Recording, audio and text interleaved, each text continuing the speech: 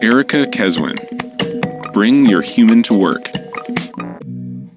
10 surefire ways to design a workplace that is good for people, great for business, and just might change the world. Narrated by Rosalind Tordesillas and Oliver Maines. Building relationships with one another is a huge part of what it means to be a human being. But when it comes to the modern world of work, the importance of connection is often overlooked. Where once there was face-to-face communication, now there is instant messaging. Luckily, these blinks will help you put the human touch back into your business. From meetings to feedback to values, this is your go-to guide for fostering better interactions between the human beings in your organization.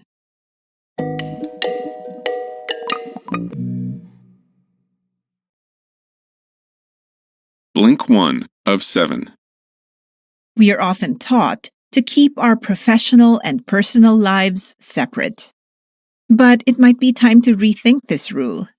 That's because when you try to keep a strict divide between your work and the rest of your life, you're missing out on a key opportunity to bring your humanity to work with you and to be your authentic self all day, every day. A study from Harvard Business School found that businesses which celebrate their employees' authentic personalities enjoy higher employee retention and more satisfied customers than businesses that try to force a uniform corporate identity on their staff. The key message here is, bringing your authentic self to work is good for both you and your company. So what does business authenticity look like in action? A company based around the humble kitchen apron can show us the way. When Ellen Bennett began her apron company, Hedley and Bennett, she branded herself as a millennial who was wise beyond her years. She began telling people that she wanted to make the world a better place, one apron at a time. Her communication style was authentic too, even if that meant dropping the occasional F-bomb. This may not have been strictly corporate behavior, but it did make her stand out from the crowd. These days, Hedley and Bennett is a global leader in fashionable kitchen aprons. Ellen credits her success to simply being real with everyone around her, from her employees to her clients to her investors.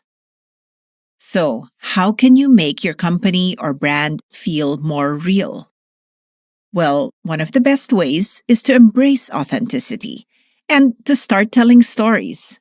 After all, the stories that we tell about ourselves let others know who we are and who we want to become.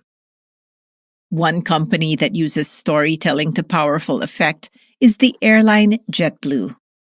At the onboarding ceremony for new hires, JetBlue employees take to the stage and tell stories that highlight the brand's values. But JetBlue doesn't just let employees tell the company's stories. It also uses audio recordings of satisfied customers who talk about their positive experiences with the company. One story, for instance, comes from a mother who describes how a JetBlue crew member helped her disabled son access a bathroom in an emergency. Through storytelling, JetBlue teaches its new recruits about the company's values. But perhaps more importantly, the stories also showcase the warm, authentic face of the company. Blink 2 of 7. When you're a customer, interacting with technology can either be a gift or a curse. Consider the experience of going to the airport and checking in for a flight.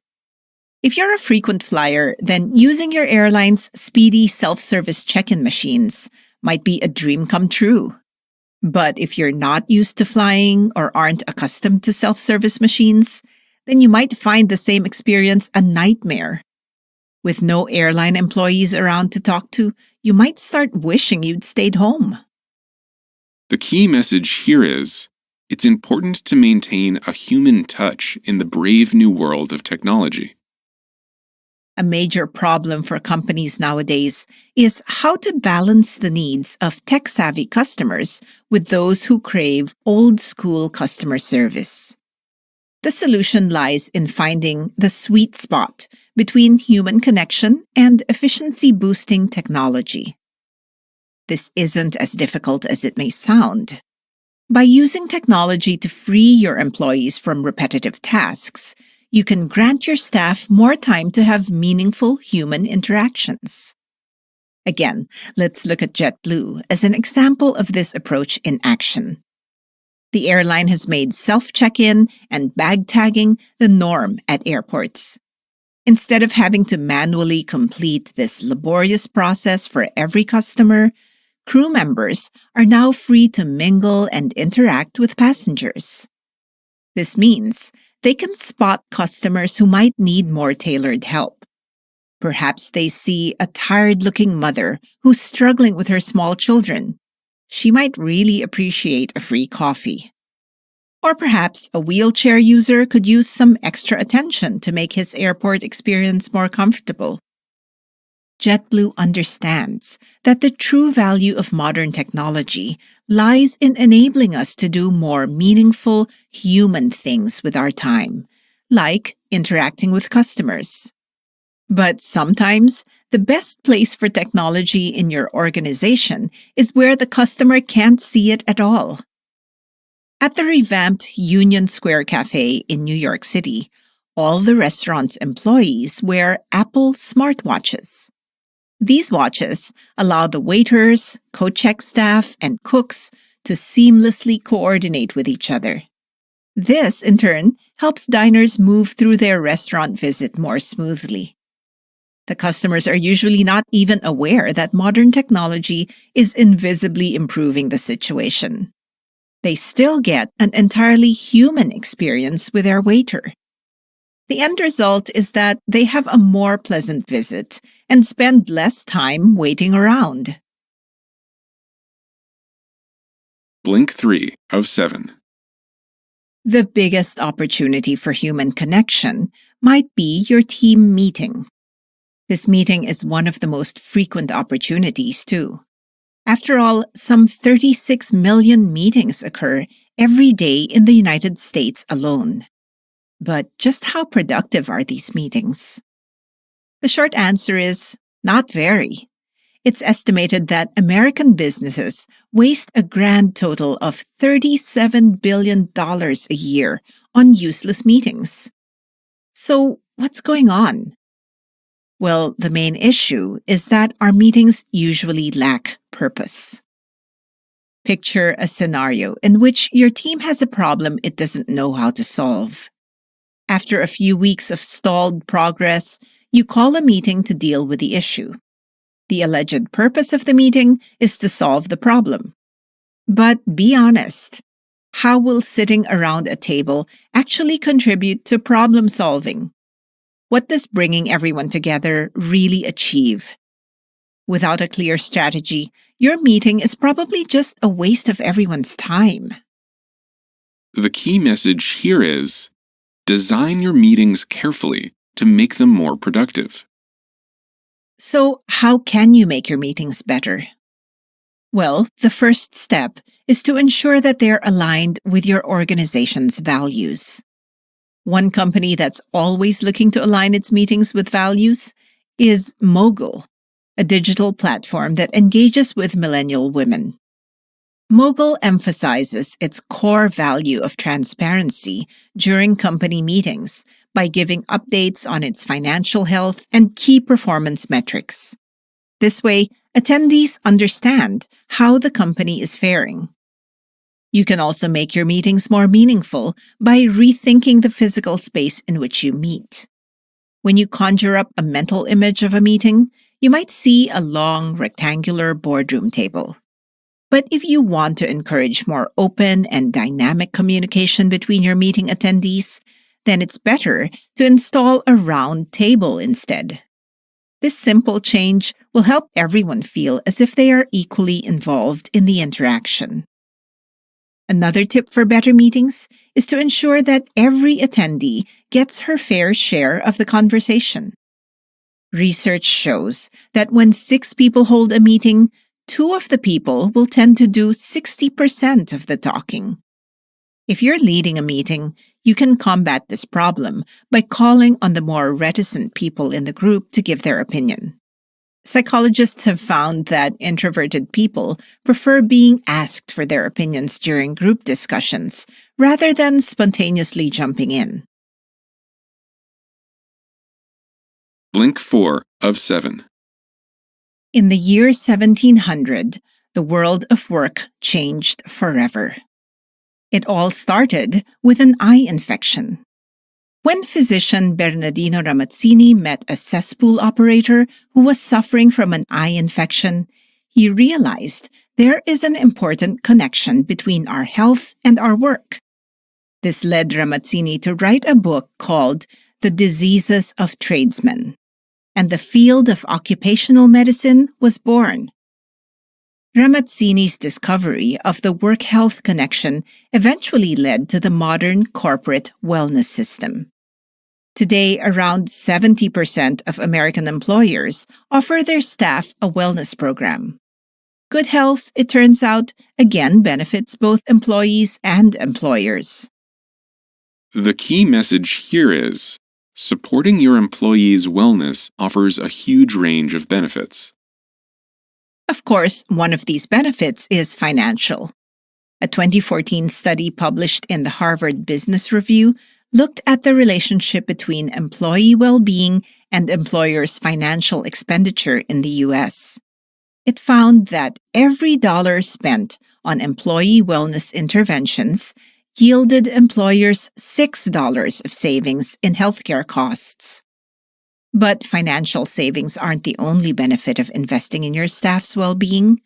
In 2015, researchers found that wellness initiatives also led to greater employee productivity, better performance, and higher levels of morale and engagement. But what exactly do we mean when we talk about wellness programs? While this term has become synonymous with subsidized gym memberships and cholesterol checkups, the best wellness programs offer much more than that. One company who has taken its wellness offering to the next level is Vynamic, a healthcare consulting firm. On top of the usual benefits, Vynamic has also introduced nutritious snacks, ergonomic chairs, and treadmill desks to the workplace. When its consultants are working with clients off-site, Vynamic arranges for these wellness perks to go with them. But Vynamic doesn't stop there. The company recognizes that true well-being also includes the mental and social dimensions. With this in mind, it has decided to do something unique in the world of consulting. Let its employees choose their projects. Other firms tell their consultants where they're needed and expect them to just get on a plane and go. Meanwhile, Vynamic talks through different options with each employee so that they're never posted somewhere they don't want to be. Unsurprisingly, Vynamic's unique wellness initiatives have led to unique outcomes. Whereas most consulting firms see an employee turnover rate of 20%, Vynamic's attrition rate is half that. This goes to show that if you create a caring, human-centered workplace, your talented employees will want to stick around.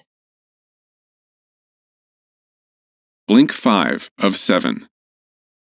Part of being human is making connections with your fellow human beings.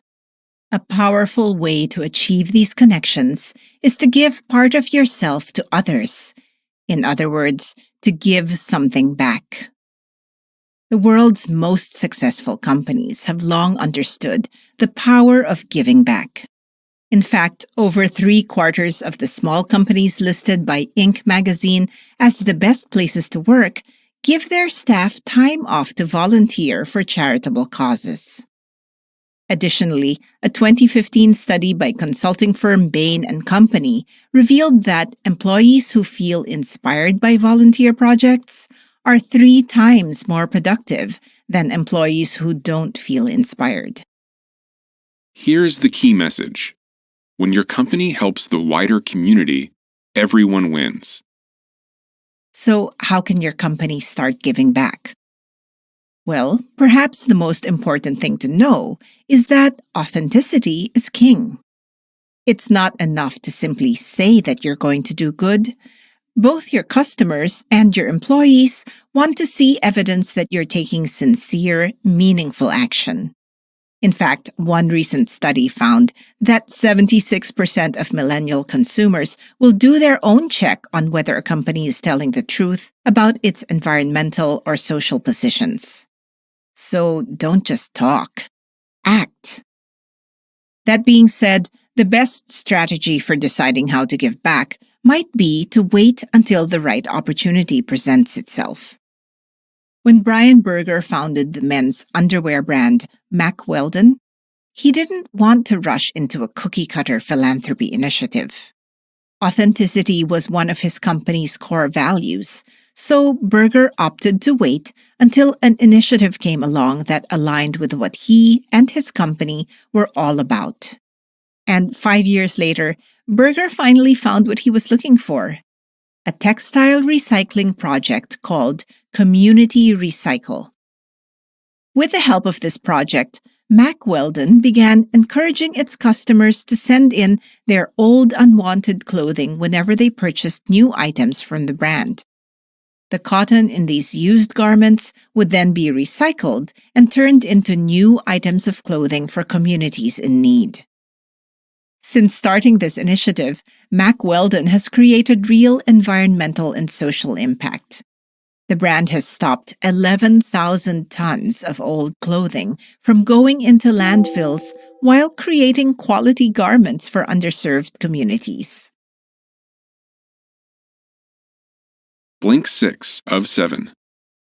In today's hectic world, it's sometimes easy to forget that you're a human being.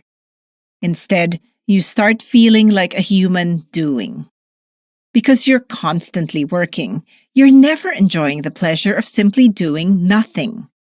But not only is this workaholic attitude bad for your well-being, it could also be bad for your business. Research shows that we get our best and most innovative ideas when we step back from our everyday routine. The mother of innovation, it seems, is boredom. And pressing pause won't just improve your creativity, it could give your career a boost too. Studies have shown that employees who take vacations are 6% more likely to get a promotion than those who don't. The key message here is, to be really productive, you may have to take a break from, being productive. If you think that being chained to your desk will help advance your career, then you may need to rethink your strategy. It might even be time for you to take a break. Not only will taking a breather from work give you some respite, it will also allow you to see the big picture. It might even help address the areas in both your work life and your personal life that could do with some improvement.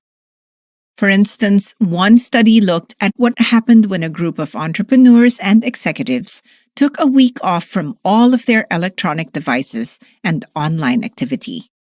Incredibly, just 3 days into the experiment, many of the participants decided to make significant changes in their relationships and careers.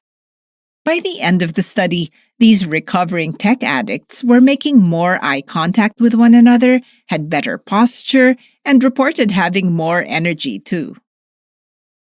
When it comes to taking time off, certain business leaders are showing us the way forward. Tristan Walker is the CEO of the health and beauty brand Walker & Company. Walker grew up with an absent father, so as a father, he decided he wanted to always be there for his own children. That's why he opted to take 3 months of paternity leave when his son was born. These days, Walker & Company is a highly lucrative company. This just goes to show that when it comes to success, you don't have to choose between your bottom line and your life outside of work. Blink 7 of 7. When was the last time you felt truly appreciated by a company? The author and her young daughter used to stop by their local Starbucks each morning. The author's daughter, who loved the pumpkin scones, was disappointed when the shop ran out one day. But as they left the Starbucks and started walking down the street, their barista, Ashley, ran after them. She held a bag of gingerbread, which she offered to the little girl in place of her beloved pumpkin scones. In that moment, the author felt seen and appreciated, not just by Ashley herself, but by Starbucks as a company. The key message here is make a connection by saying thank you. Of course, you might not have either the opportunity or the inclination to chase after people with a bag of gingerbread. Luckily, there are more subtle ways of showing the people you work with that you appreciate them.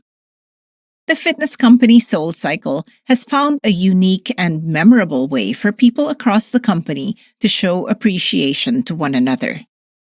New recruits joining the company are given 10 small pins. Each pin represents one of SoulCycle's core values. When an employee sees someone in the company embodying the values, she can choose to express her gratitude by giving her coworker one of her pins. One facilities manager, for instance, has accrued 17 pins from his coworkers. Making time for gratitude also allows you to get to know the people you work with better. When travel startup Indagaris started holding a daily gratitude meeting, it invited attendees from across the organization to tell one another what they were thankful for, both in their working and personal lives. These daily sessions weren't just a chance for staff members to express gratitude, though. They also gave employees a greater insight into one another's lives. Fostering this kind of intimacy and connection between coworkers is highly valuable to your organization. A recent Gallup study demonstrates this. It found that when employees feel they have a good friend in the workplace, their level of engagement goes up and their likelihood of leaving the company goes down. So don't be afraid to show some gratitude to the human being at the desk next to you. It costs you nothing, and the rewards could be huge.